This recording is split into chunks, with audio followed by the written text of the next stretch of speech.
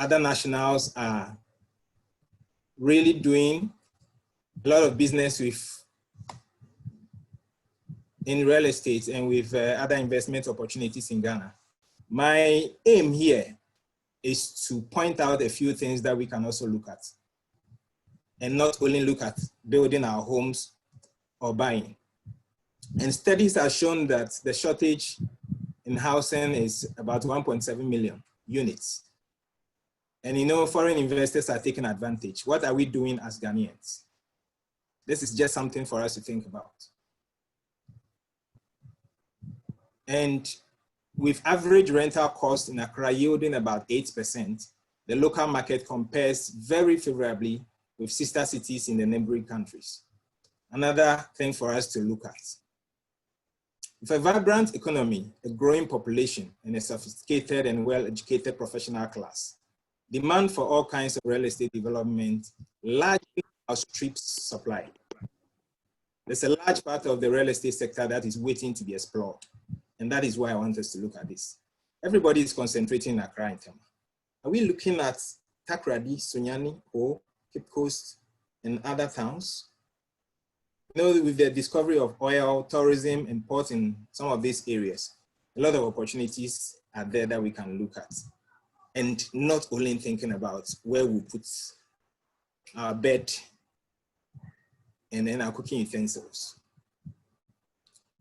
The growing number of expatriates, young professionals, and young families who are gravitating towards gated communities and estates further from the city center continue to create a market that we can take advantage of.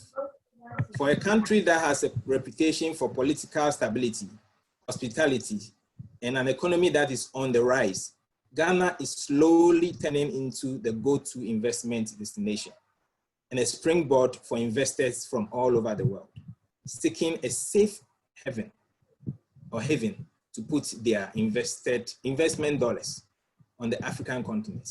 We as citizens of Ghana, or we as Africans, must we be left out of this drive? This is food for thought. Now I want us to look at why we are doing this presentation, or one of the reasons. Your home in Ghana, to build or to buy, part one. To build, what I think largely we should do, or you should do, is to plan. Plan on what you really want to do. And we look at financing, and that is also part of the planning. Because you wouldn't like to start a project and then get to a point and you not be able to complete it. So you plan, you look at the acquisition of the land and its issues. Acquiring land in Accra sometimes, or most of the times, comes with a lot of issues. So are you prepared to go through some of these issues? That is, you want to build. Documentation and registration of lands. Would you like to do it yourself, or you want to get a lawyer to do it for you? These are all things you should look at if you want to build. Gathering artisans and construction workers is another thorny area. Because if you are not available to supervise it yourself, do you have somebody you can trust enough to supervise the project for you? That when it comes to money, you are sure that your money is being used well? It's a very thorny area, and this is critical if you decide that you want to buy land and build yourself. You will build to your own taste, but these are some of the things that can put you off, and I want you to look at it. Now, when it comes to finances, are you ready to start and complete the project, or you want to do it, leave it at a point and continue later? I think if you want to build, you should plan and have this aspect catered for. Mortgage we'll look at also. Trust issues, as I've mentioned already, are critical in this area if you want to build. And land litigation, which you can find in Accra. I thought it was only in Accra. I acquired land in Hoi, registered it in 2008, sold it in 20. And then the person who bought it from me went to possess the land, and these two plots were sold to two different people. And we are still on it, we haven't concluded. So look at other areas too. Now to buy, largely you look at the location, the cost, the design of the property. One's taste, your taste of abode. Would you like a gated community or you want something that is on its own? The quality of work done, most of the time, some people say the real estate developers don't do quality. That is one aspect you also look at. We have people who have done a lot of quality work. We know them, we the realtors know them. So we can point them out to you. Would you like to get a realtor to do a search for you or you want to do it yourself? This is also another area to consider. Would you like to get a lawyer to do the documentation or to check the background? Because the lawyers will tell you that in thinking of acquiring a property, you should do a search at lands, land title, survey, and the court. That is, if you are buying any property in Accra, that is what they do. Always want to add the court. So that in case there is any litigation that is being handled by the courts, you'll be able to see it. So would you like a lawyer to handle that for you or you want to do it yourself? It's also another area to consider. Then finance. Would you like to finance it yourself? Or you want to take mortgage? If you are financing yourself, my advice is you plan it well and make sure you don't leave it on the way. Or you're able to complete payment in time. If you are taking mortgage, there are different kinds of mortgage that I'm sure my colleague mortgage specialist will talk about. Which one would you like to look at? So I'll leave that aspect. When you get to mortgage, we look at the different types. So secure your real estate, for home or for business at all costs. And that is what we do. We are here to help you or to assist you to acquire your land or your property and secure it as far as your property in Ghana is concerned. And this is Leinster Realty. That's what we do. And we can help you do it very well. This is another area you can look at. It's vast land lying on the Kwapim Mountain. Would you like to invest in it? And not only where you stay. That is another area we can look at. If you are interested, we can take it further from there. So this is in brief what I have to share on the topic. Kwame, take it over. Fantastic. Thank you so much, Sterlington. I think it's very, very interesting. It's an interesting topic because some of us, I'll use my own experience. I bought a piece of land in Aimensa, and I think I wanted to develop it. And just when I started developing it, I was told that we need to pay digging fee. So my people started building it, and then literally that day they were stopped by people who call themselves land guards, saying that they haven't paid the digging fee, so they can't work. So this is me that have paid my land thinking that I've bought land that I'm going to develop. And then someone calls me and tells me that, wait, you're asking for digging fees. And the digging fee is such that if you don't pay to the right people, there will be another set of people that will come and then charge you. So you might find yourself paying for different people, different groups of people when you're trying to develop a property in Ghana. Now, for some of us that are abroad, how do we find the right people to be able to project manage a project for us, building a property for us? How do we find people like that? So I don't know, in Ghanaian terms, we call them contractors. So how do we find a contractor to be able to do something like that for if somebody wants to build? Thank you. Like I said, that is what I am into. And my focus mainly is to help Ghanaians in the diaspora, because I realized that, in fact, I've seen properties around that the owners are abroad. And if you see what has been done, most of the time they tell you they are dealing with their family members, their brothers, and the brothers team up with the masons or the artisans that work on the project, and they do something else. So that has been my focus, to make sure that I connect the right people to anyone outside Ghana who want to develop a property. I have done a couple of them to people on the platform. And I believe Lady Barbara shared her experience. And I didn't know her. We just met on the platform. She wanted something done, and within a short time, we got it done. Just recently, Hannah wanted somebody to do a valuation for her.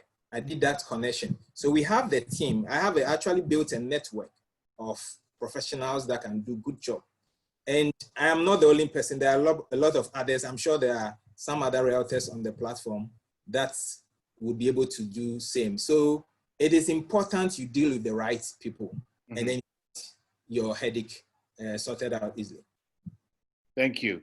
So it looks like you've helped a few people on the platform. So I think once we finish this, I'll give you a call to take my percentage from you. Right. But I don't want to ask all the questions. If you have a question for Len still, please do ask before I bring in Jeffrey. Maybe a couple of questions before I bring in Jeffrey, and then afterwards, if you have any questions, you can throw any questions to both of them. So if you have any questions, please do shout. Any questions? Hello, Kwame. Hi. Can you hear me? Can you hear me? Yeah, we can hear you, yes. Okay. So, yeah, I'm sorry for the confusion. I know you are Kwame and I'm also Kwame. So, I was thinking, who is this impersonator? No, sir, you are the true boss. You know, my question is that, I mean, for the last several years, I've been coming back home to Ghana. And the notion and idea of building is a good one. But my concern is, as you have spoken of, you know, some of the perils of land acquisition and so forth. So this land guard issue, how do you traverse that? How do you fight against that? I mean, can you use your documentation of the purchase of the property, enforcement with police? You know, how do you go about such things?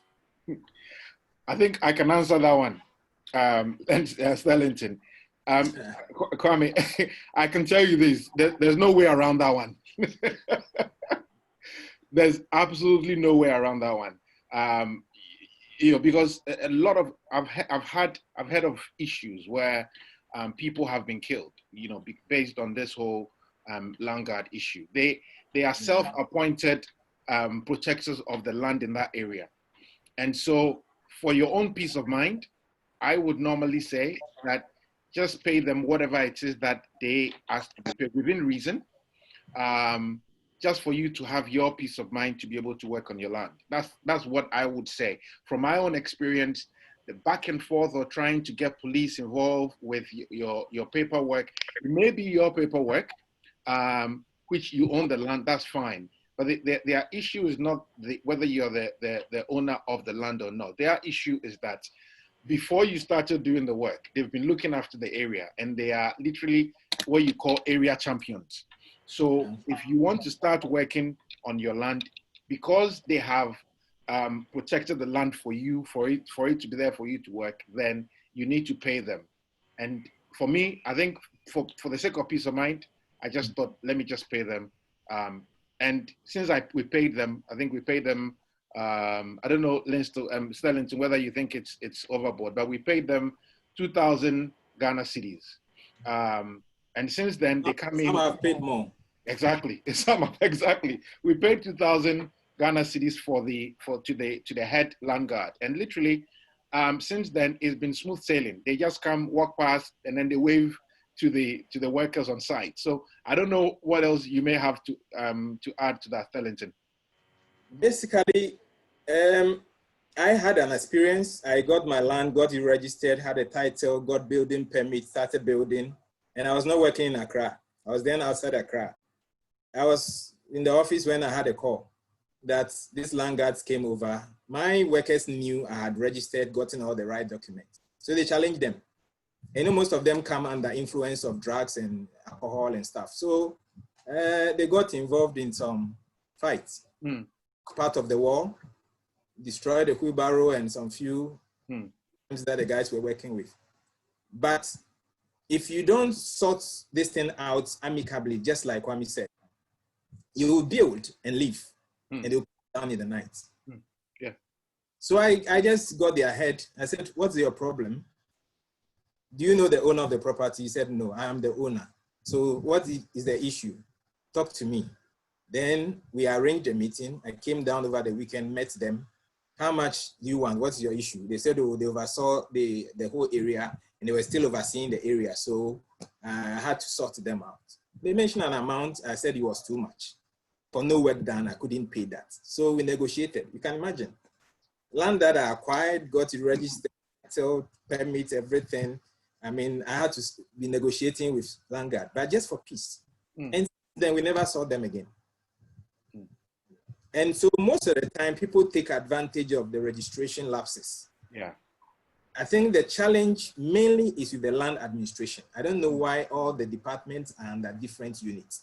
If we are able to put all under one, bring all under one umbrella, and you can just sit by your computer in one office and then get every information on land in this country, it will largely help us.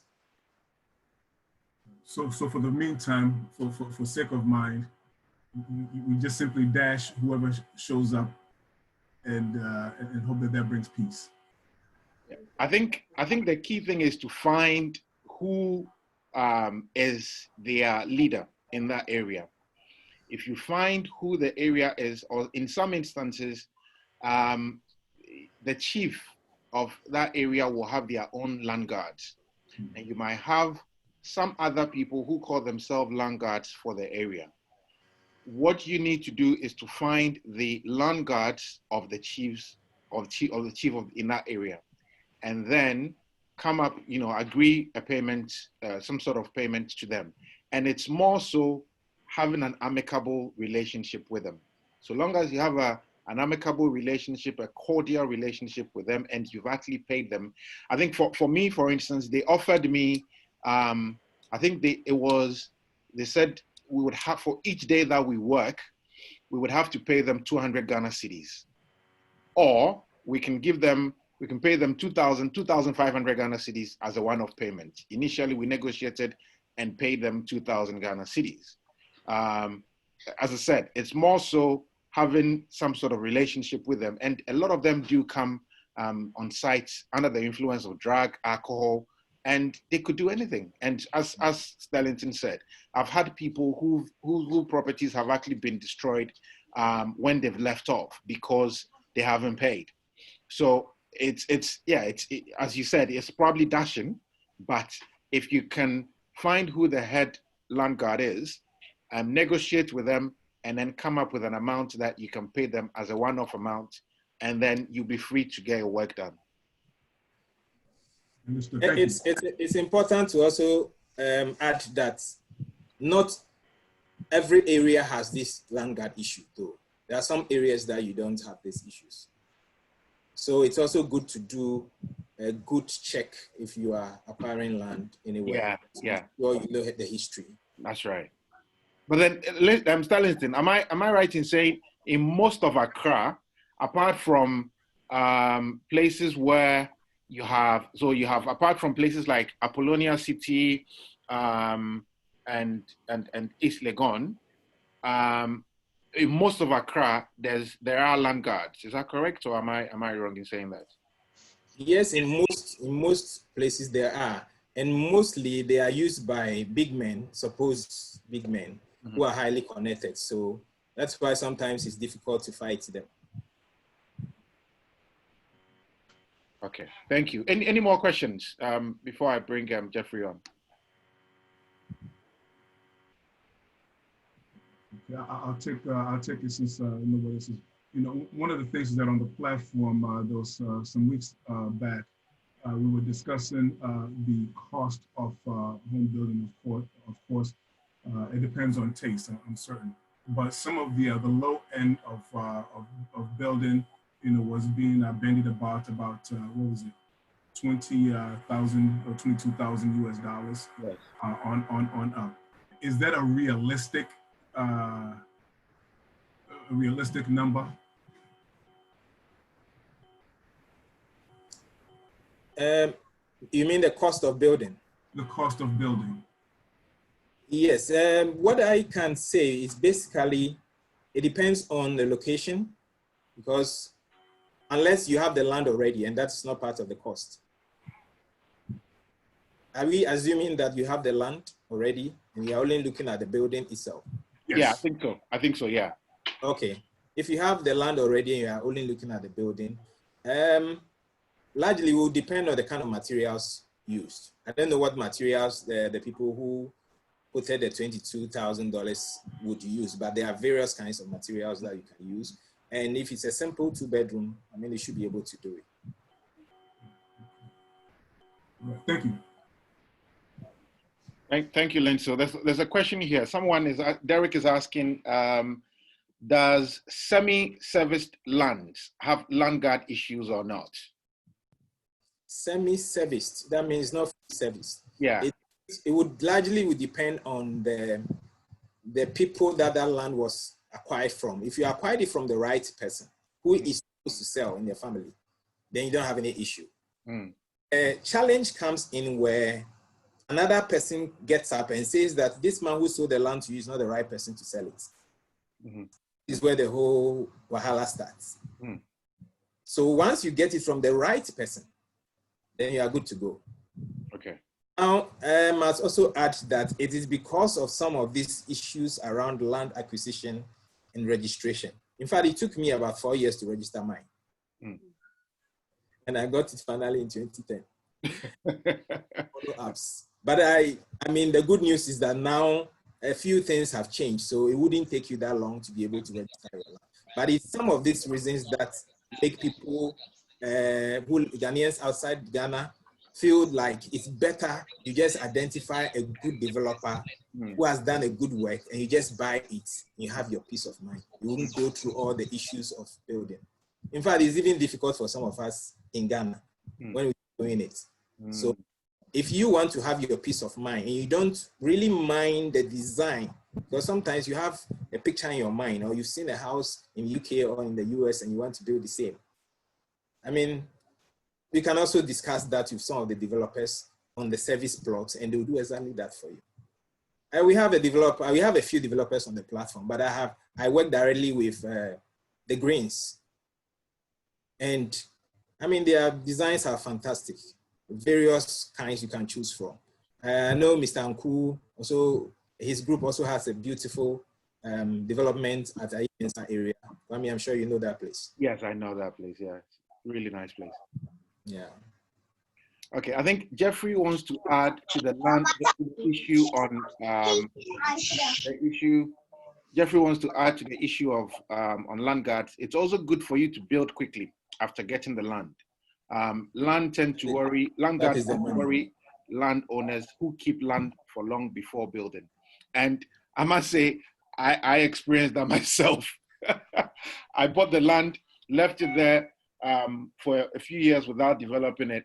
And then just as we decided to develop it, first day we went to clear the land, everything was fine. The second day, when they actually started trying to do something, we had a whole lot of guys coming in. And I mean, these are guys that, excuse me to say, if you see them, you will tremble a little bit, you know. So my guys decided that, look, it's not worth a hassle. So we spoke to the chief and managed to find the head land guard and pay the money. And so far, it's been smooth sailing. We haven't had any issues at all. But again, as I said, it's best.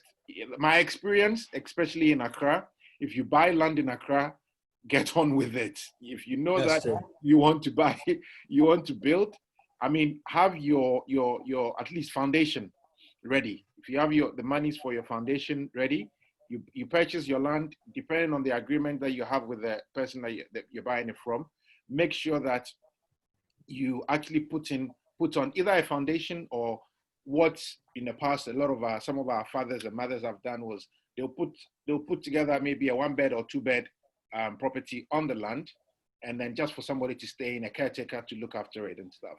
That's another way of doing it. But what's the point in using money to do that when you can actually use that money to start something else. It's just your own, what you decide. Now, let me give you something that happened recently. Yeah.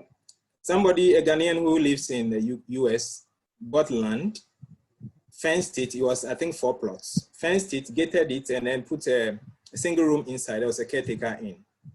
He lost the land. They sold it to 4 different people. Threw the caretaker out. So what I advise is that if you have it, you can easily secure it by probably planting some trees. Trees that can give you some value in a few years to secure it. You can fence it all right. If it is not a mango or whatever, you can just plant it in addition to the single room you put on it. That will secure it for you. Fantastic, thank you. There's a few comments here. Derek says, what of land acquired in bulk by associations such as teachers, doctors, etc.? Do you have links to such deals? Oh yes. Okay. I do. Currently, I am dealing with land at Doyimu. Total size of 137 acres, and it's titled.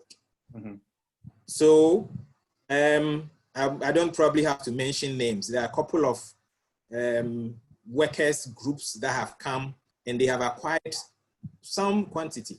You look at Apollonia, you mentioned Apollonia, the village, not Apollonia city. Yeah. I mean, a group of workers have come and sometimes they get maybe 10 acres and they share it among themselves. And the judicial service workers have also acquired some around that area. So there's a lot of opportunities also there. Okay. And they are much safer though. They are much safer. Okay. Okay. That's good to know. Derek also says, what about lands outside Accra, say Kumasi? I think my own experience with Kumasi is that it works completely different because there's something that you have to, because majority of the land with regards to the registration or so, there's a lot that the Asante Hene has to do. So as part of registration, you have to go through the Menchia Palace or something? Yes. So, most Ashanti region lands. So if you are doing a search in Kumasi, for instance, you leave out the Menchia Palace or the Otunfo Secretariat. You might have yourself to blame. So if you are doing a search, like in Accra, you know, the land issue in Accra, we have title. A few other areas, maybe I think Kaswa and part of Winneba. Most of the other parts, I mean, the other parts of the country, they don't have the title, but they register. So you only up to the registration point. Documentations are a bit different. The whole issue is about demand and supply. Where the demand is high, interests are high, and the litigations come. So I have spoken with a few friends, and I told them that this is the time to acquire land in some of those other areas. Nobody is looking at. You look at this gentleman, Mr. Faridate, beautiful facility on the valleys of the Kapi Mountain. Nobody knew when he acquired that land. And there were no issues, virtually. Now, because he's put up such a facility, the owners of other land around have become, I mean, their eyes have opened. They are like, wow, you can get value. So this is where the issues start coming. So it is good to acquire them, secure them, and then later you also become part of the millionaires who will sell and make money. Is that why you've gone to acquire 100 acres in yeah. He's thinking about and he's going to do it in my hometown as well. There are a few questions here I want to go through before we go to Jeffrey Sellington. Angela is asking, what's the best way to get land titles, presuming that it hasn't been sorted out before the land was purchased? If it hasn't been sorted out before the land was purchased, what happens is you get a surveyor to pick the points on the land. Don't get land site plan. Sometimes you get a site plan and it is on a different piece of land. It might not be the same land you are buying. So surveyor to pick the points on the very land you are paying for. Mm. And then you do a search to be sure who has it registered or plotted in his or her name at Lands Commission or land. Then if you are sure you are dealing with the right person and you pay, then from there, the owners would have to sign the document for you. Then you start the process at Land Commission or land title and get registered. Okay.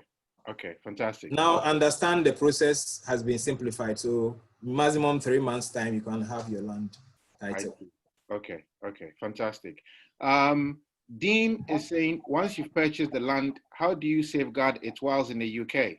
And I think that's something we've touched on, haven't we? That yes, if you purchase the land, do as much as you can to protect it by either doing something on it. Building. So you have a plan, build something on it, or more often than not, people put a wall around the property. But I understand that those things don't work anymore, Stellington.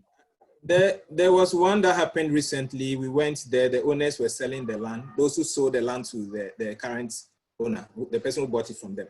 And they went behind and they were actually two plots. They were selling one to another person when we got wind of it and rushed there. What the supposed chief told us was, he said it in Ghana, land, you don't buy it and keep it for over 5 years with anything on it. If you do that, we'll sell it again. Can you imagine? So there we go. So just do something on it to secure it. Exactly. Thank you, Stellington. Richard is asking, how much are they going for? I think he's referring to the land in, I'm not sure. The Doyemu. Where's this again? Is it Doyemu land? Doyemu. Where exactly is Doyemu, please? Doyemu is after Dodowa. After Dodowa, okay. When you get to Ayikuma, there's a right turn. It's third now. That takes you straight to the Shire Hills. I see. So yes, Doyemu. So it's along that. Okay. Okay. I know Ayikuma well. So yes, so just the right turn at Ayikuma. So at the right turn of Ayikuma, that's when you go to Doyemu. Directly opposite the Latte Junction. Yes. Okay. Yes. Okay. That's good. I see. Yeah. So from that junction, it should take you about 3 to 5 minutes drive. I see. From to Doyemu. And I think Richard wants to know, how much are they going for? That's going for 18,000 cedis per plot. 18,000 cedis per plot. Yes. And then you pay 2,000 for the documentation and signing. So that's so for the documentation of the property and the properties of you are looking about 20,000 Ghana cedis. Yes. Yes. Okay. I'm just trying to do an what do you call it, conversion for those that are not conversant to the cities. Yeah. The cities. So we are looking about just under £3,000 for a plot of land, which is about 70 by 100. 70 by yes, 100. Some developers have acquired parts and they are reselling, but in that case, you have it, I think 70 by 80. Oh, yeah. 70 by 100. Okay. Thank you. And I think Derek is saying such groups, associations, when they buy the land, have very little litigation issues. So perhaps a bunch of us can buy in bulk. That's true. Simon is saying, what's the best way to source the land? Agents online. So searches are done via commissions, land commission. Simon, so some of the best ways to source the land is to speak to people like Stellington. So Stellington has a database of lands with no issues that will be available for you to buy. How can people build on land that you have purchased? Does trespass not apply? I'm afraid not. No, it works completely different in Ghana. I think Mavis Boadu has a comment. Ashanti region also have land issues, but it's often greedy chiefs selling it to multiple times. It's always the case. Yeah. It's always the greedy people. For example, areas meant for a road. Example, my uncle lost the land as a result of it being sold on and no proper documentation. Derek is saying, I think one of the best ways to secure the land is to keep it active. as in keep it busy by having people visiting it or working on the land, say a farm, brick factory, or so. And then That's it. Andrea saying, so where would that be? The land for approximately 3,000. So Andrea, I'm not sure if I'm not about your bearings, and please, Sterlington, please correct me if I'm wrong. You're coming from Accra towards Medina, Adenta. So as you are heading towards the mountain, you take a right turn towards on the Adenta Dodowa Road. Exactly. And then as you are going off, you come up to a place called Ayikuma. When yes, you just get after there, Dodowa. just after Dodowa, you get to Ayikuma. Ayikuma, you then turn right, right? Yes. And then that will take you to the Doyemu. Exactly. Okay, thank you. See, if you are coming from the Tema side to Aftafienyi, there's a turn on the left that brings you to Doyemu. Thank you. So it's more so because you sent me the picture. It's on the roadside, isn't it? The roadside has been bought now. So what is available is about 5 to 10 minutes walk from the road. From the road. Okay. That's fine. So how do you buy land and get it registered? Simon, again, that's you can speak to Sterlington. I think I'm not sure if you're on a platform, but if you want these details, I can get his details for you so that you can liaise with him to see how he can best help you. Angela, is the breakdown you've stated in acres the general one? So 70 by 100 or 80, or is there an average size for a plot of land? Angela, so the average size for a plot of land is, the normal size is 70 by 100. It used to be 80 by 100 a few years ago. It used to be 100 by 100. I have my plot 100 by 100. Thank you. So as time goes on, this is that in a few years' time, we're probably going to have 60 by 100. No, we even have 40 by 100 in some estate developers' terms. There you go. I mean, I've seen 50 by 60, 50 by 60 in some developments. Again, but so the time is now. I mean, people like Sterlington are here to help us. Okay, thank you so much for your questions, and then thank you as well, Sterlington. Don't want to waste too much time. I want to try and invite Jeffrey to come on, because obviously not all of us have the heart to buy a land and build. Some people will want to would want developed property in an estate, and so therefore you might want to have take out a mortgage. So we have Jeffrey Mensah from First National Ghana Bank, formerly Ghana Home Loans. He's going to share his presentation with us on mortgages in Ghana. And then again, if you have any questions, you'll be able to put it to him. Jeffrey, are you there?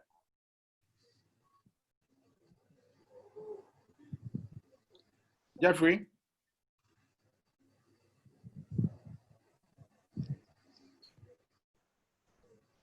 Jeffrey? Okay, we can, I'm not sure, I don't think he's ready, but we can. Jeffrey?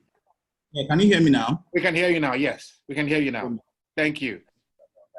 Hello, everyone. Thank you, Mr. Hosso, for your presentation. Yes, so Kwame, let me quickly share what I have here. Sure. For everyone.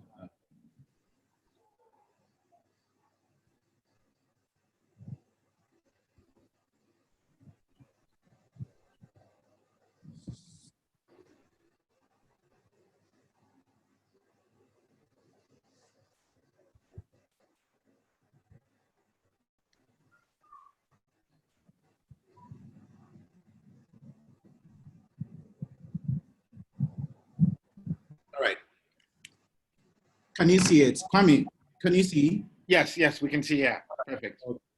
So I wouldn't also waste much time because the questions are more important as at the moment. So let me quickly just start. Initially, we were Ghana Home Loans, and that was about 2006. At that time, we were a non-banking financial institution. Then we transformed into a bank in 2017. It became GHL Bank. So it used to be Ghana Home Loans, then we became GHL Bank. Then fast forward, we became National Bank. Now, for First, the reason why I've not done anything that has to do with First National Bank is that we've not done the launch yet. So let me just use the old GHO Bank, symbols and all that. All right, so as I mentioned, we started in 2006. We're a member of the Ghana Club 100. We've served over 3,000 clients as of now. We've done funding of 180 million USD, and we are still dominating the home purchase mortgage segments in Ghana as of 2017. So our product portfolio, we have home purchase mortgage, we have equity release, which is the homeowner's mortgage. We have home construction completion mortgage, we have refinance, we have land purchase mortgage, we have save to own, and we also do retail, corporate, commercial, and investment banking. So don't worry, I'll take my time and just break the products up for you. So with GHL Bank, in order for a customer to come to us and for that customer to qualify for a mortgage, first of all, the customer has to prove ID, that is identification, give us passport or maybe driver's license or a Ghana card or wherever, national card that you have to prove that. You have to also present a passport picture. Now for our colleagues or our relatives abroad, normally what we do is that you don't have to give us go to a photo booth and take a passport picture and scan and send it to us. No, you can even take a selfie with your phone and send it to us, okay? Then we look at proof of address. The proof of address, we look at your utility bill, phone bill, any other bill, that gas bill and all that. Then we have proof of income. So you have to provide your pay stubs, your pay slips. So whether you take a bi-weekly or you take a weekly pay slip, you have to provide all that. And we take for 3 months. You also have to give us your bank statements. But the bank statements, we accept 3 months bank statements for salary earners. And for those that are business owners, those that are running their own business, we take 1 year personal and 1 year bank, 1 year company statement, bank statement. So you have to give us 1 year personal bank statement and one year business bank statement. Now, apart from that one, you have to also provide, as a business owner, you have to provide your financial statements for 3 years, your audited financials. So our folks in the UK, maybe you can give us your tax returns and any form of management accounts documents that you have to provide to us so that we can get to see how your business is faring, whether it's going on well or it's not going on well. You also have to provide your credit report. Now with the credit reports, we take credit, from these bureaus, Experian, Equifax, TransUnion, we take Credit Karma, we take FIDO-Score. So those in America and the UK, even in Africa, countries like South Africa and Botswana, Lesotho, they all provide credit reports to us. When you're a resident Ghanaian or you live here in Ghana and work here in Ghana, the bank will have to pull your credit reports and you don't have to hustle and go and get your credit reports. No, but once you live outside Ghana, you have to pay some money and also make sure that you request for a credit report, a detailed credit report to be sent to the mortgage advisor. Okay, so once you want to buy a house, you need to get an offer letter. So in this case, if you are dealing with Mr. Hoso and Mr. Hoso has a house or a land that he's selling to you, you have to agree on the price of the land or the house, get an offer letter from Mr. Hoso addressed to you and present that offer letter and any other supporting documents, which could be land documents, registered indenture or unregistered indenture. We take all of that. Title deed is also fine. We also accept that. So these documents are also very important if you're looking to buy a house. Now, the reason why we want to get all these documents is that we need to conduct what we call due diligence on your property to make sure that, as Mr. Hoso mentioned, once you're buying a house, you need to make sure you do all your checks and balances to make sure that the land that you're getting is secured. You don't want to buy a land and later on it becomes an issue. And with First National Bank or GHL Bank, what we do is that we have to plot our mortgage on your on your land. So once we do a legal mortgage, so once you take a mortgage with us, all right, we'll go ahead and perfect a title for you but we'll make sure that we plot our mortgage on that title. Okay, so moving on, the key product features are we don't do less than $20,000 and we don't do more than $250,000 for equivalent in CD and also in pound. So if you want to take a loan, it should be at $20,000 and above or $250,000 and below. And the repayments period for the Ghana cedis and the pound sterling, we do 10 years. For the USD, we have an option to do up to 20 years.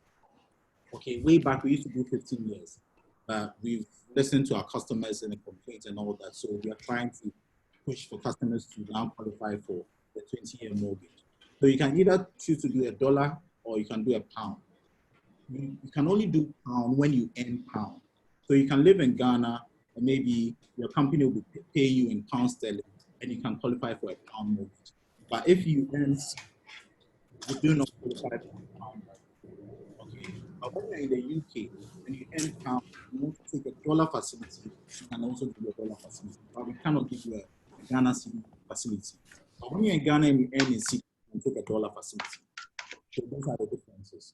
Now, when it comes to our interest rates, our dollar rate is 12.5 for resident Ghanaians. Now, for non-resident Ghanaians, it's 13.5. If you want to take a pound facility, it's 11.85, and that's for only pound earners.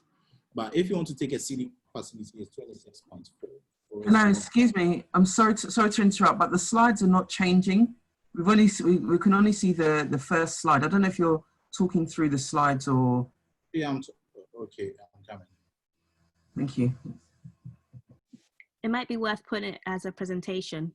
That way it's. I think I did it as a presentation mode, and can you see it now? Please, what do you see now? One slide has changed, but that's it. If you're changing it, you see key product features. Yeah, that's what we can see. Key product features. All right. Let me just do it this way so that it wouldn't go off again. So like I mentioned, our base rates, we have 12.5 for USD, 13.5 for USD non-resident Ghanaians. For the pound sterling, we do 11.85. And for Ghana cedis, we currently is 26.4. It's Ghana reference rates plus a margin. So quickly, let me go to the next one. So if you're taking a mortgage, let's say you're buying from the Greens, for example, and the property is, let's say, $80,000. Once you're a non-resident Ghanaian, you have to put in an equity of up to 30%. Okay. Now, if you're resident Ghanaian, you have the opportunity to take a loan of up to 80%, meaning that you have to come up with 20% down deposit to the property owner.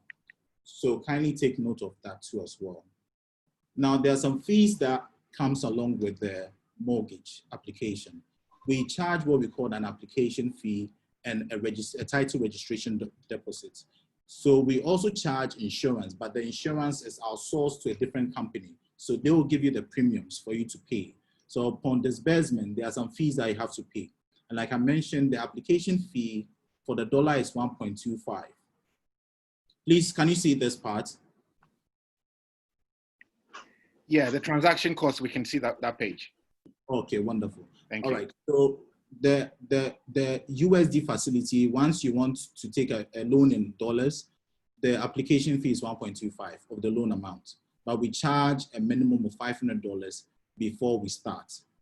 Now, the $500 that we charge, or the application fee that we charge before we start the process, is for processing your mortgage, conducting due diligence, which is very, very important. The due diligence, we do valuation, we do searches, we do survey, and we do legal opinion. Okay, so we do valuation, search on the land, and the search we do PVLMD, LRD. I'm sure Mr. Hoso too understands all these things. We have to conduct any sort of search that we have to do. If the land is a state land, or maybe the land is a cantonment, Laboni, those areas typically are for government. We need to conduct public vested land title search. which is people. That's another security for the applicant or the house buyer. Yes. So it's very, very important for us to do that. Very, very important. So this is just for you to have an idea. If you're doing a CD, you pay 500 cedis. But if you're doing a dollar facility, you pay $500 before we start. Okay. Now you can tell us to start and do an assessment for you to have an idea of how much you can qualify for and not necessarily paying the application fee. We do that because some clients want to know that, okay, how much, Jeffrey, how much am I qualifying for? We don't have to charge you the $500 before we tell you how much you qualify for. We go ahead and give you the chance to, we go ahead and do the assessment for you to have an idea of per your income, this is how much you can get. Okay, before maybe if you wish to proceed, you come and pay the application fee for us to start the due diligence. Now, apart from that one, we also have what we call a title registration deposit, and it's for your title.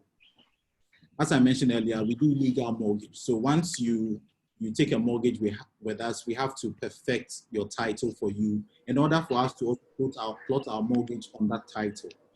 Okay, and if it's a CD facility, it's 2% of the property value for the house, which is typically less than 1,500 cedis. But when it's a dollar facility, it is 1.85% of the property value, and it's typically less than $1,500. Now, this amount that you pay, assuming we do the title registration, and there's any sort of funds left, we give the money back to you. But we want you to pay this because I'm sure this part, my brother, Mr. Hoso, will come in, because land title, land commission, when you're registering a land there, sometimes there are some fees that that will come up for you to pay, and sometimes you do not know where the fees are coming from. And I must say, it's Ghana, so that one there, I should leave it there. But we want to we want you to pay that money so that when we are doing your title registration, we'll have a smooth registration. We don't want to come back and tell you, okay, come and pay this money again so that we can get here. Come and pay this before we can get here. No. We've done our own assessment and realized that it will cost you around this money if the property is around this price. Okay. We pay stamp duty and we do all those, and it comes with a percentage of the property price. So we charge this amount for title registration. Now, if you're doing equity release, the fee is different. It's 1% of the loan amount for dollar, and it's 1% for the loan amount for cedi. When you're doing construction, however, it's the same as when you're buying a house. So that is that. And okay, so our product portfolio, again, we do home purchase. Now, the home purchase, we've divided it into 4 categories. We have home purchase for people that already have houses and they want to get another property. So not necessarily rented that property out. Maybe the person already has a house and given that house to maybe a relative. So that person wants to now get another property. Okay. So that is different from buy to let. If you see BTL over there, it's buy to let.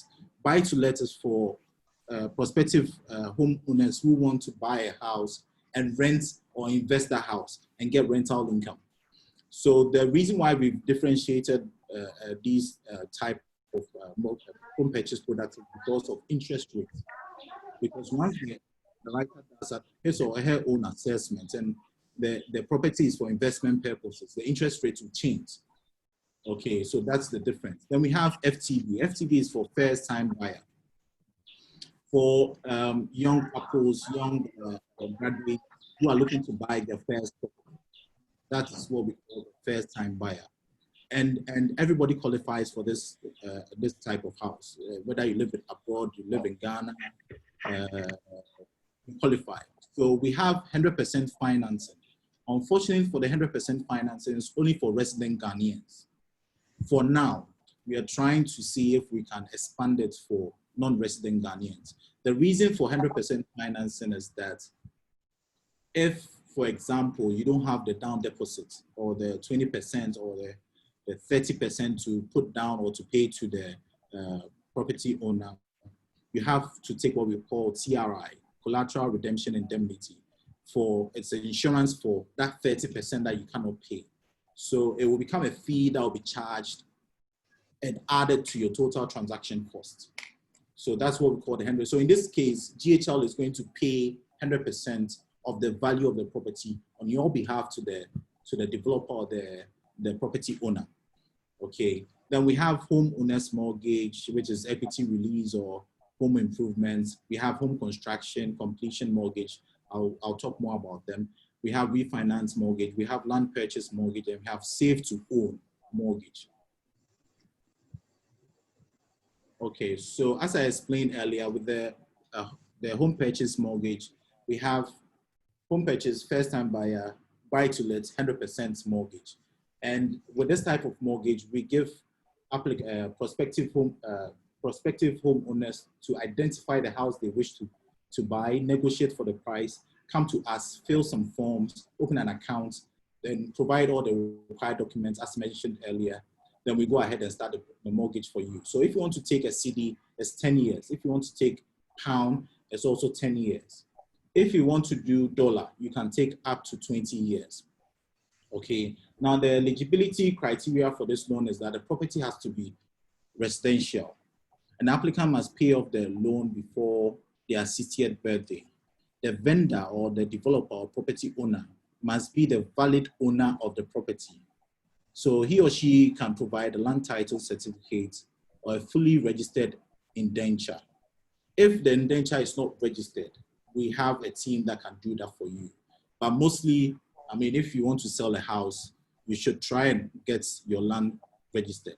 Okay, so that is that. All right, so we have another product, which is the home construction. The home construction mortgage, we have two types. We have completion and we have construction.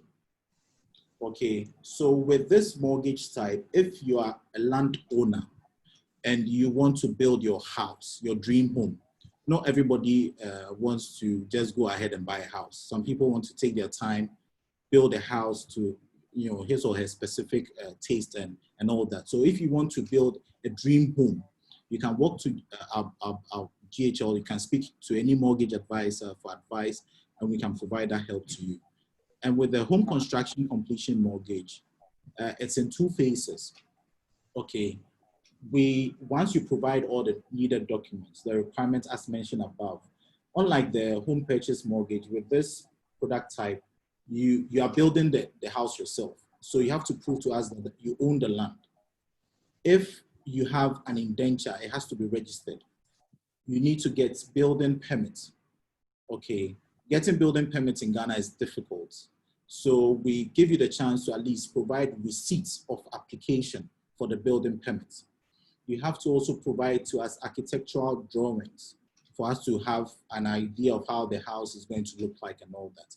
And you also have to provide bill of quantities. Now, the bill of quantities has to match with the architectural drawings. And it's very important because the bill of quantity will spell out how much money you need to complete or to build the project. So in this case, if you have the bare land already and you want to build from ground up, okay, the bill of quantity has to show foundation or footing, window level, block work, lintel, roofing, plumbing work, electricals, doors and windows, and plastering or rendering of the walls, both inside and outside. So for us, if you're building a house or if you're buying a house, it shouldn't necessarily have tiles and fixtures like toilets and bathroom and kitchenettes and all that. No. Once the house is roofed, there are windows, there are doors, plumbing work is done, electricals is also done. We have we've plastered the walls, as in the walls of the house internally and outside. To us, we consider it as a house or a home. So you can structure the bill of quantity to fit that, you know, design. The reason why I'm taking a lot of time to talk about this part is that some people come with a bill of quantities and you can see jacuzzis and all sorts of things. And at the end of the day, the total DOQ will be around a huge figure. But once you break it down, you realize that there are lots of things in a DOQ, that the bill of quantities, that are not necessary. Okay, you can take your time. After taking your mortgage, maybe do your own kind of savings and get all those fixtures for the house. So if you want to go from ground up, GTL or First National Bank, we can help you do that. If you want to complete, we can also help you do that. Okay, so that is for home construction. The reason why I'm saying that it's in two phases, that we disperse the funds in two phases. Sorry, we disperse the funds on the construction phase in 3 tranches. When you take a facility and you qualify, maybe you take $100,000 or $50,000 to build your dream home. We won't just give you the $50,000 after signing the mortgage agreement. No, we will pay the money to you in tranches. We'll give you the first tranche to maybe do from footing or from foundation level to window or to lintel. We give you another tranche to roof and all that. We maybe give the last tranche for electricals and plumbing and other works, maybe plastering and all that. So that's how we'll pay the money to you. We'll pay it based on the bill of quantities that you've provided, and also make sure that it fits accordingly. Okay, it fits accordingly. And during this 1 year first construction period or the completion period, we'll come and inspect. So when you do the first tranche, you build to a certain level, we'll come there, take pictures, make sure that you've done what we told you to do per your bill of quantities. Then we'll pay the second tranche. Okay, you do it, we'll pay the third tranche. Now, note that during this construction period, the loan that you've taken is still sitting there, in the sense that you pay only interest. Okay, you pay only interest for that period. So typically, you get a customer coming in and maybe taking a loan to build a house. And maybe the person will be doing will come for the first tranche, building the property and get to a point, maybe use some part of the money to go and do something else. Then come back and say, oh, I couldn't finish and I need help and I want you to give me the second tranche. No, it will affect you, the customer. And I'm very serious on this because it's best to tell your customer the truth. Once you take the money, make sure you use the money for exactly what you need the money to do, or what it's intended for. So you build, we come and inspect, we push you, I'll push you to make sure that you build the house on time. So you can build a house within 6 months. And Mr. Hoso, I'm sure you agree with me. Some people even take 4 months, depending on the type of house that you want to build. So that interest only period that you are paying, you can quickly move from that period and get to the mortgage part where you pay principal and interest. Okay, so the whole idea is not to wait for 1 year to build your house. No, get to the site on time, push for your workers. If you're living abroad, you get a trusted family member or a trusted friend to take charge. You can even get a contractor that you can trust who will do the work perfectly for you, or maybe people have recommended to do the project for you so that it can move faster, so that you can get to the mortgage phase that you are paying on the loan that you took. Okay, so please take note of that. So in order for you to qualify for this type of loan, the property has to be residential. The applicant must pay off again before the age of 60 years. Now, with the applicant paying before the age of 60 years, if you're a business owner, we tend to waive this for you, or maybe you're a doctor, maybe you live in the US, because I mean, I did a little research in the US, you can work till you drop. Some medical doctors are even working and they are 70 years.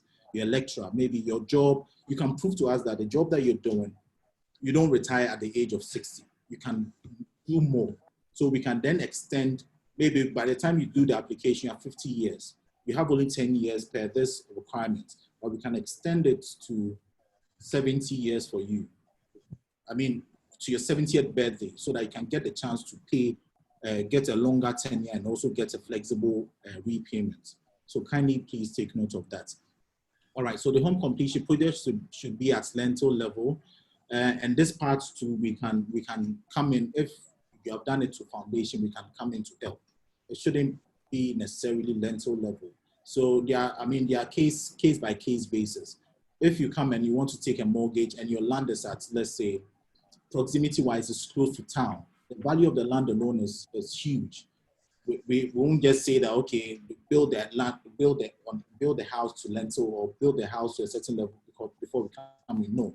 But if your land is a bit far from town and proximity, it's far, we push you to put some sort of investment in equity into the project, put some money into it, build to a certain level before we will come in to help you complete. So that is also very important. And you can appoint a contractor, like I mentioned, you can get a developer, you can get a family relative to do it for you. Way back, we have to get a contractor to pre-finance, but things are changing. We don't do that anymore. You can, if you choose if you want to get a contractor to pre-finance, that's fine, but we can pay the money to you, the customer, you, the client, because sometimes the contractors are dodgy. You give them the money and don't do the house in the right way, because they'll come and say, okay, this is expensive. They did this, then that. They'll put a lot of, they'll raise the prices so high that it will affect you, the customer. We don't want that. So we tend to give you, the customer, the money to do the project yourself. Okay, let me quickly. So we have land purchase mortgage. If you want to do the home construction completion, or the home construction loan, you can first of all take the land purchase loan. The land purchase mortgage, the dollar, we only do dollar and cedi. We don't do pound for now. And the dollar, we give it up to 5 years. But with the Ghana cedi, it's up to 3 years. In time, all these will change. There will be a little changes that will come up, but not now. But pretty soon, I'm sure we can extend to 10 years for land purchase mortgage. So if you've seen a land that you wish to buy, maybe Mr. Hoso's land, you can agree with the agents, get a good land, a secured land. The reason why agents are important is that you have to get the land, a secure property. You don't want to go and pay down deposit on the land, and later on you hear stories. They've sold the land to so many people and land guards are giving you stress and all that. You have to get a secured or a better agency like Mr. Hoso to get you the land deal. And so that you get, because we have our police, our family relatives in the UK and the US, they are always complaining. Jeffrey, we are tired, we are getting land and people are land guards and it's not easy. Just imagine you pump a load, you go to work early in the morning, stressed, come home, and you get some money and you bring it home for someone to get a land for you, and issues here and there. It's not easy at all. So you can also go through the mortgage part, because it's a bank. They will do due diligence for you. Maybe you're getting the land from Mr. Hoso. We'll still conduct due diligence on that land, make sure that it's secured. We give the land to you, you start paying for a period of time. And if you want to quickly restructure the loan into a construction loan, we can also help you do that. Okay, so that's for the land purchase mortgage. The requirements are the same as the home purchase and the home construction, but just that with this one, the land that you're buying it should be a registered or a titled land. It has to be a serviced plot. Very important, before we can come in and assist. Then we have a home owner's mortgage or equity release mortgage. This is for homeowners, people who already have their own houses. They want to release equity on the property, or maybe they want to improve their home. So if you want to release equity, you come to us. You tell us exactly what you need the money for. We have to prove exactly what you need the money for. Maybe inject it into your business. Maybe you're a restaurant. You're doing a new setup. Maybe you do food business. You want to set up your own restaurant. You come to us. Maybe you have a house already. We release 60% of the value of the house. We give it to you cash. We put the money into your account. You use the money for your business. Okay, and maybe you want to pay for tuition for your kids, or maybe you maybe want to buy a car. Some people do come release equity on their houses to buy cars. okay, you can do whatever you want to do with the money, but you have to show us evidence of what you need the money for. Or you can improve upon your house.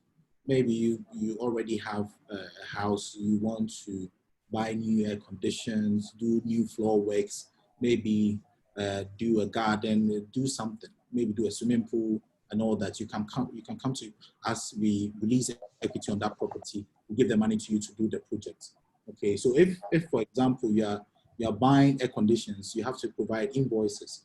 If you are doing extension work, maybe adding one room to your house, maybe buying, doing floor works and all that, you have to do bill of quantities for us to have an idea of how much the money you need and exactly what you're going to use the money for. So it's also very important. Then we have Save to Own mortgage. Now the Save to Own mortgage is a new product that we started working with, and it's for customers for typically self-employed customers who don't have their irregularities in their income. Maybe it's a car dealer, maybe the kind of business that the person is doing, the person hasn't got financial statements, the person cannot prove maybe company registration documents and all that. Or even is a salary earner, the person lives in the UK and has a bad credit history. The person maybe took some took some credit cards and wasn't paying on time. Maybe a phone bill, the person wasn't paying, got a phone for his son, and all that. We look, if you have a bad credit score, bad credit history, you can take this type of product. And with this product, what we want you to do is, for example, if you're buying a house worth $50,000, prove to us that you can pay for a maximum 2 years.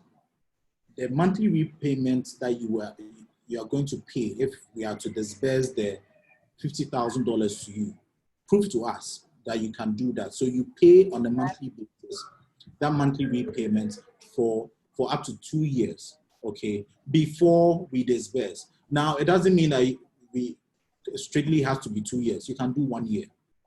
And that money that you pay on a monthly basis is like a savings money.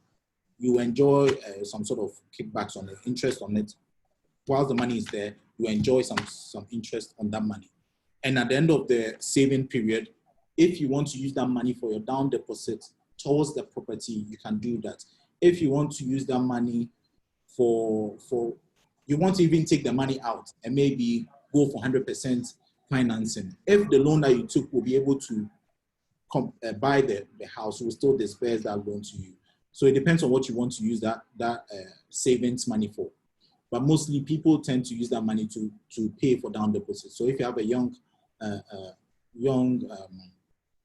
customer, maybe the person works in the UK or in the US, and the person has a bad credit history, that person can come for the Save to Own. I mean, you live in the UK, okay? 1 year, just a blink of an eye, 1 year will come right now. Every month, you transfer funds of this amount into that savings pocket every month for 12 months. Okay, you speak to Mr. Hoso or any other developer to negotiate on a deal and tell the developer that developers, they can't wait. But if you get a developer who is now building, that person will definitely wait for you. So you tell the developer, give me an offer letter. Let me go for this Save to Own product. Within 1 year, or maybe after 1 year, I'll get a disbursement. Then I'll pay the down deposit to you. Okay, because with us, we think that everybody should have a fair chance. You can get a customer and with a bad credit score, bad credit history, but the person has a reason for that. Maybe for some reason, maybe the person moved, changed jobs, so many explanations. So once the customer explains to us and we are still not convinced, we'll give you the chance to do the Save to Own. We will not decline you. We will not decline your application. So that's for the Save to Own mortgage. Then the last product is the refinance. The refinance mortgages, for example, if you've taken a mortgage with a different bank and the interest, maybe are not enjoying good customer service, the interest rate is bad, and you want to switch to a better bank with a better interest rate, better customer service, you can switch to us.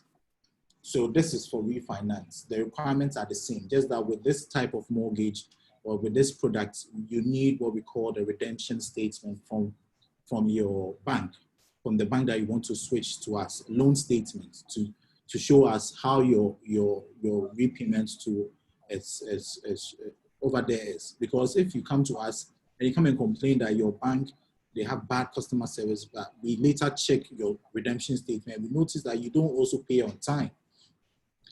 We call you to make your monthly payment, the bank calls, you don't pay, that one becomes a problem. So if you want to switch from a different bank to us, you can come in for the refinance mortgage. Okay. Now, the last slide, I'll talk about how our process works. So if we get business, you can get a lead from Kwame. Okay, Kwame can not really be an agent. Okay, like maybe Mr. Huso, who is a developer stroke agent. Maybe Kwame is my friend and gives me a lead through will give me a referral. Kwame will enjoy commission on that. That's what we do. We can also take business from online, Ghana Web. We have sales team, a dedicated sales team that also brings in business. We can do group schemes, just as someone mentioned on over there about group people having lands and all that. We also do group schemes as well. So once we get the business, we make sure that your application is complete. A mortgage advisor will take it up. So I'll take it up myself, make sure that everything is complete on the application. If it's not complete, I will not proceed with the application. So I'll make sure that everything is complete. I will help you out, advise you what is best for you. Okay, in terms of the loan amounts, property type, property price and everything. Okay, well, I'll make sure that everything is intact. If your credit score or your credit history is bad, you have to explain to us. I will assist you and all that. So once we do that, we have a team called review and analysis, or the business analyst. That business analyst will also go through the documents, make sure that your income, compare your income to your bank statement, make sure that, okay, on a monthly basis, this is how much you get, and it reflects in your bank statement. Okay, let me do the affordability analysis. All those assessments is being done by the business analyst. On that area, on that unit too, we have a branch out unit called collateral management unit. Okay, you can see them way back over there, but they are also at the business fronts. They are also there. We have a team there that will conduct due diligence. So they will request for searches and lands commission. They'll get a valuer to do the valuation. Now the valuer is not from in-house, and we are trying to also change that as well. But currently we get the valuers outsourced. So they come and do the independent valuation on the property. We make sure that everything is sorted out in terms of due diligence. If it's correct, everything is okay, the loan will go for final approval. So at that point, we prepare what we call a facility letter.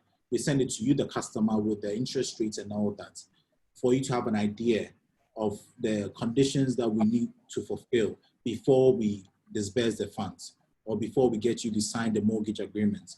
Now, the facility letter will typically show the fees too as well, but not the insurance fees. It will show the remaining transactional fees. It will show the remaining application fee that maybe you have to add to the first one that you paid and all that. So everything will be spelled out in the facility letter for you to sign.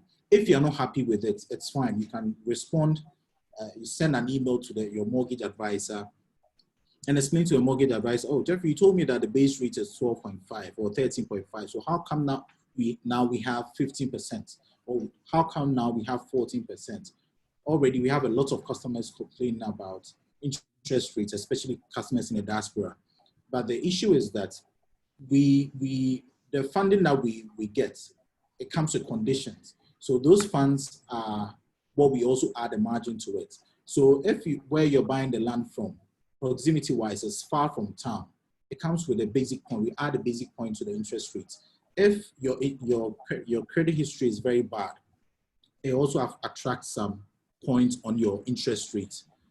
So if, for example, you're a young person and you come in and you have a very good credit score good credit, not the score alone. You can have a bad credit score, but if your history is okay, it's fine. So we look at all this to add some points to the interest rate. Okay. So if you're not happy, I can still take it to our bank credit committee, make a case that, look, this and this and that, the clients are still not happy. Are we willing to bring the rates down a bit? They also deliberate, and if they're okay, they give a go ahead for a new facility letter to be sent to you. Okay, so at this point, we have our legal opinion ready. We have our mortgage agreements ready. We send you a draft copy to go through, and if you're okay, we get you to sign. If you live outside Ghana, we can do a DHL to you, FedEx to you, for you to sign and send it back to us. But you can also do power of attorney. If you have a family member here in Ghana, that family member can represent you to come and do the signing. But if you live in Ghana, you can quickly come to our office. We book a closing time for you to come to us to come and close your mortgage agreement. So at that point, we send you a congratulatory message. We are good. Your repayment starts from that point. At that instance, too, we have the collateral guys also start working on your title documents, because you got the land from Mr. Husso or from Greens, or you got the property from Mr. Husso or from the Greens, or from any estate developer. That person did an indenture. Now we have to perfect that, make it into a title, so that we brought our mortgage on that title. So that is how the process works with us. And I think we'll end here. Thank you very much. And if you have any questions, kindly let me know. Jeffrey, how long would such a process take if somebody is applying? Sorry, come again? How long would the process take if okay, so from beginning to the end? It depends on the products, and it depends on the customer. If you're a salary earner and you're buying a house, it takes 1 month. And 1 month in 4 weeks, in the sense that your documents has to be ready to start for you to enjoy that 1 month period. But if we start the process and we realize that your documents, okay, there's you have to explain this, maybe you didn't provide this document, that back and forth can drag it to 6 weeks.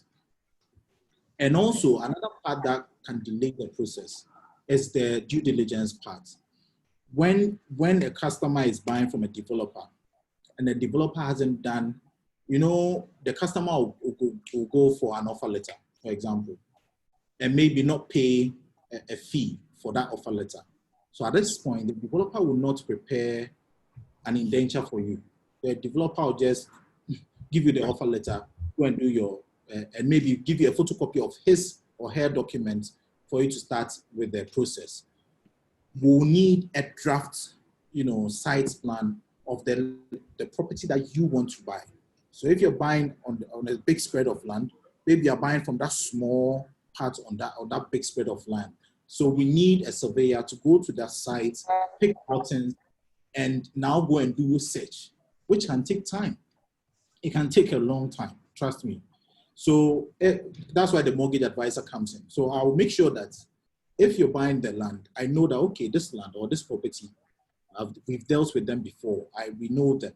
So I'll advise that try and pay your maybe 2,000 cedis. Some charge 3,000 cedis. Some even charge $1,000 to get an indenture or a draft copy of a site plan for you, so that I can speed up the process.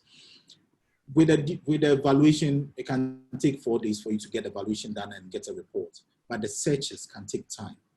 So to answer to Mr. Husso, if you're a salary earner, it can take up to roughly 1 month to 6 weeks. 6 weeks. But if you're self-employed, that's a different thing altogether. We have to come and look at your company. We have to make sure that all your documents are intact, and we'll have to take it to bank credit committee for discussions. And if they're okay with the business, they'll give you the go ahead to process the loan and all that. So with a self-employed applicant, it's especially those that live and work here in Ghana, it takes quite some time. But if you live in the UK or in the US, it's faster because you provide us your tax returns for, let's say, 3 years, your company registration documents. It's easier for the underwriters to assess you. But for our folks, our people here in Ghana, your financial statement, maybe the person has run a business for 5 years, but the person hasn't got financial statements. The person is now going to get an auditor to do financials, and it can take time. So with the self-employed, it can take roughly 2 months to get a loan dispersed. Okay, Angela wants to know, is a year long enough for UK credit reports? So come again. Is a year long? Sorry, I have no problem asking it in person because I have a feeling that I didn't really, it didn't really make sense what I typed down. So what I want to understand is how long, in terms of credit report, how long is it expected to be? So you said you have it from experience, so on and so forth. Is it a year, 2 years, 3 years? No, we need a current credit report. So it has to be current, less than 6 months. Less than 6 months. Cool. And yes. My other question was about the identity and verification process. So I have a Ghanaian passport, but I'm obviously based in the UK. So in terms of my bank statements, they're likely to be from a bank in the UK. Will that conflict in any way? Because obviously those are two different forms of verifications. Okay, so it means that you live and work in the UK, but maybe you have a Ghana passport. Yes, exactly. We'll still treat you as non-resident Ghanaian. Okay. Please. That was it. Thank you. Hi, Jeffrey. Sorry to butt in. I have a quick question around the equity release. So say I have a property of 4 apartments. Does it have to be a single residential unit to do equity release, or it can be a block of apartments? Okay, so for us, what we call a residential property should have 8 bedrooms. Okay. So in this case, 4 apartments. How many rooms per apartment, please? 2 bedrooms. It depends. So 3. That means you cannot use this property as collateral for the product, because the room shouldn't be more than 8. Okay. What if I want to use if you want to use an apartment? 1 single unit, yes, within the block. No, yeah, it's within a block, but at the end of the day, the land, the house or the whole block covers the land on which you are going to use as collateral. Okay. So unless there are units, okay, 1 unit, 1 unit, 1 unit, you can choose just 1 unit, do a transfer of parts for that unit, and use that unit for the equity release. Lovely. Thanks for that. That's very helpful. You're welcome. Thank you. Is there any more questions at all? Okay, I have one for myself here. Jeffrey, you mentioned that for investment purposes, the interest rate is different. How different is it in terms of what's the rate? Okay, so all our products, the base is 12.5 for resident Ghanaian, and non-residents is 13.5. It can change because this year there are lots of changes that we are going to do. So once the base rate is that, for it to go up for that's for investment purpose, it's based on the underwriter's own discretion. But per experience, I've realized that normally if you want to do buy-to-let, the rate will go around 14% or 14.5. I've seen a contract with so many paperwork. Okay, thank you. Yeah. Is there any other questions at all?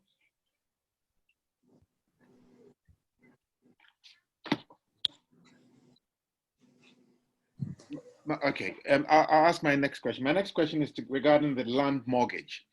I think you mentioned that the minimum amount that you offer is $20,000. So that means if I want to take a land mortgage, it has to be minimum $20,000. Is that correct? So if you want to take a land mortgage, we give up to a percentage, which is 80% for resident Ghanaian, or 70% for non-resident Ghanaian. So Right. if you want to take a land mortgage, you have to make sure that the loan amount is equivalent to $20,000 or above. We used to do $10,000, but it has changed. Okay. Yeah. Now, just to add to that, it's usually case by case basis.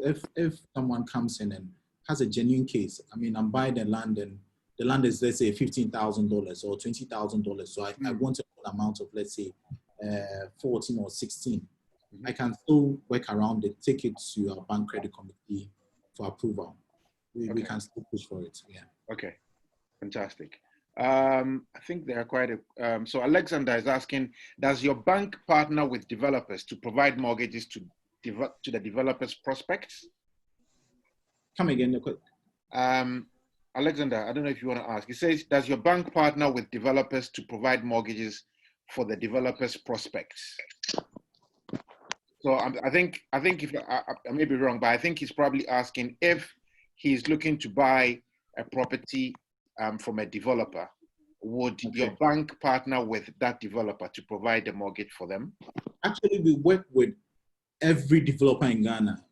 We have some developers that we've blacklisted them maybe for our own reasons. Maybe they did something shady and all that. They're trying to do the customer and all that. So there are some developers we don't work with them. I can't mention names here, but once you come in and you mention that developer, quickly I'll tell you we cannot do a project with a mortgage with them. But apart from that, we work with every developer, every private person who has built a house that the person is selling. We work with every agent. We work with everybody. Okay. So I can even build and sell to a customer, or Mr. Hoso's buildings. He can sell it to any of our prospective buyers. So we work with everyone. Okay, thank you. Derek wants to know, I think he's giving an analogy. He says, what if someone, let's say, someone transfers a fund, some of it into a Ghanaian account for say 3 to 7 months? Will she then be treated as a Ghanaian resident? No. If you want to be treated as a resident Ghanaian, it means that you live and work here in Ghana. Right. Once you live and work outside Ghana, you are non-resident Ghanaian. Okay. We even have resident non-Ghanaian, our Lebanese friends and all that, our Indians, Pakistanis, they all live here, but they are not Ghanaians. And we also work with them as well. So for those that live outside Ghana, all right, we treat you as non-resident Ghanaian. Okay. We even have non-Ghanaian.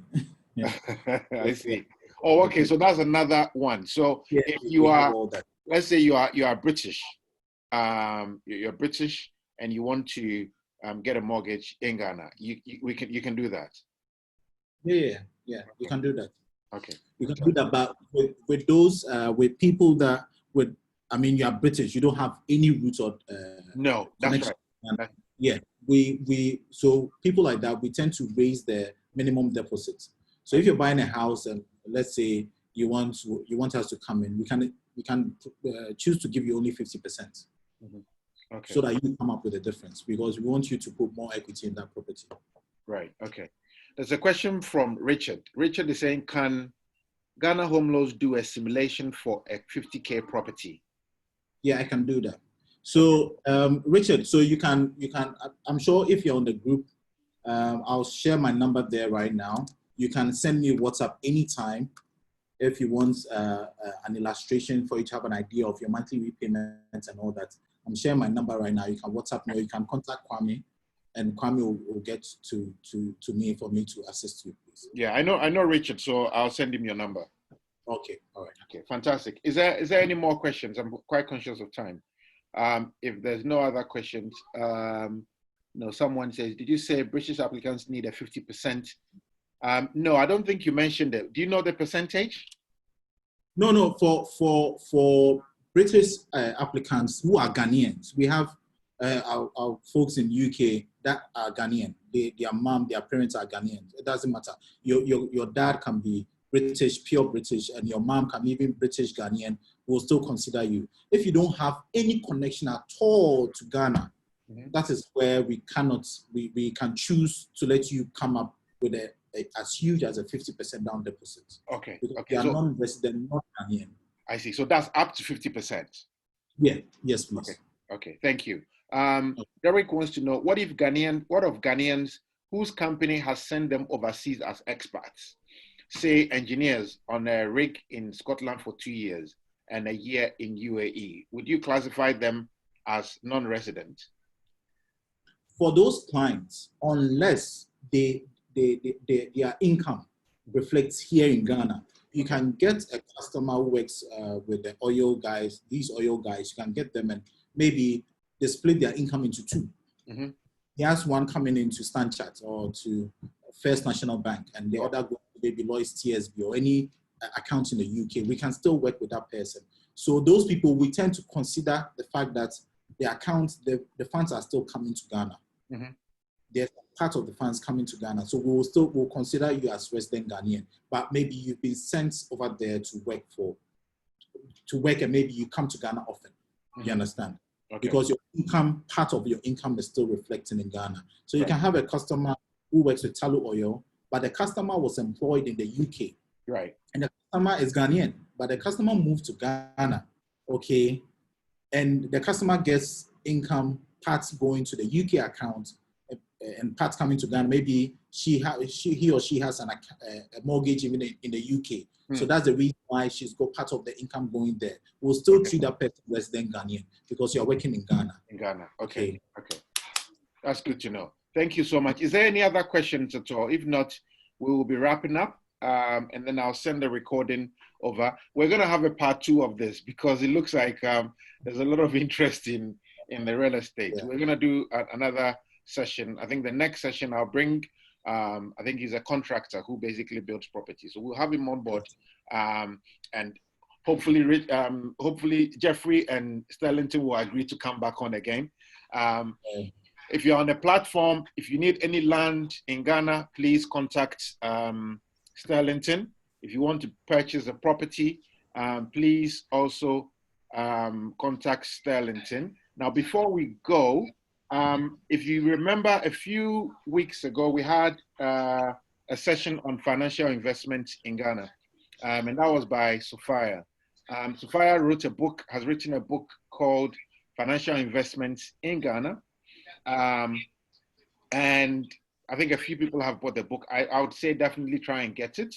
But the good news is that she's also written another book called Contemporary Parenting, which is for parents. So I think it's already out in Ghana. So if you're in Ghana, please do purchase a copy. But I can see there's a question here for you, Jeffrey. It says, how does your foreclosure process work? And do you recover just your mortgage outstanding amount, or do you go for the market value? Okay, so if your property goes on default and we have to sell the property for us to get our money back, what we tend to do is that we use the market value. I have pain in my feet all the time. If we normally, when you default, it goes through the courts and an auctioneer and all that. So it depends on the auctioneer or the court, how it's being handled. But with a little experience that I've noticed is that we try and sell it at a very good value because we value the house at the end of the day.